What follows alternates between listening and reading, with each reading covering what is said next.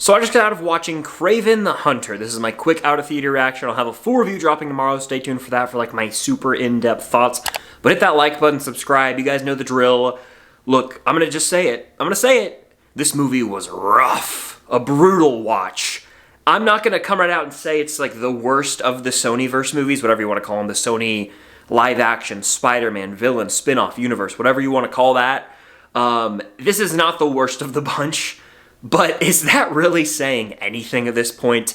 This movie is riddled with issues, from the fact that it feels wholly unnecessary from the jump, to the fact that no one wants to be there on screen. I mean, everything that plagues this universe, specifically Morbius and Madame Web, present in this movie. That goes for the technical aspects of the film. I'm talking, you know, the choppy editing, the CGI, horrible ADR. It's all over the place in terms of just a story, and the characters are far from interesting.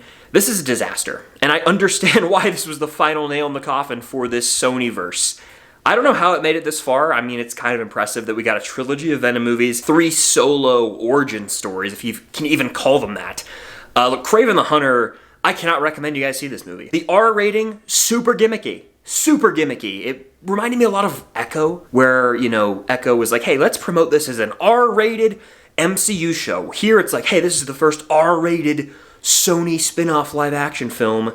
It's gonna be violent, it's gonna be bloody, it's R. Oftentimes I feel like that's used as a tactic to just try and save, you know, your movie at the buzzer, and that's likely the case here. Kraven the Hunter, borderline just an outright disaster. It's not the worst of the Sonyverse, but again, that's not saying much.